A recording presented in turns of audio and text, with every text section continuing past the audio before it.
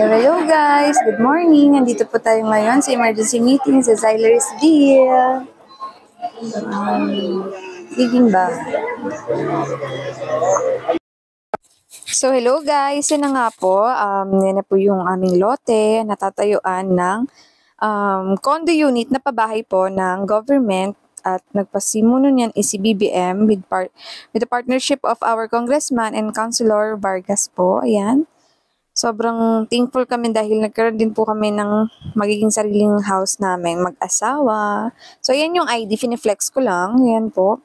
Meron na po kaming homeowners ID kung saan po habang tinatayo po yung aming condo unit is, yan po yung magiging entry namin para makapasok dun sa construction ng aming bahay. So, pwede namin siyang ma-check.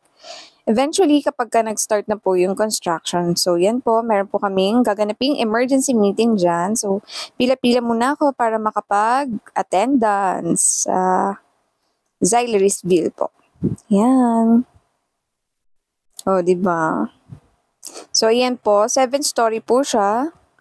Ayan po ang project po ng pabahay po ni BBM. So, yan. Waiting po kami for the emergency meeting. At ito naman po ang barracks kung saan nandyan po yung mga materials. Yun lang po. Tapos na.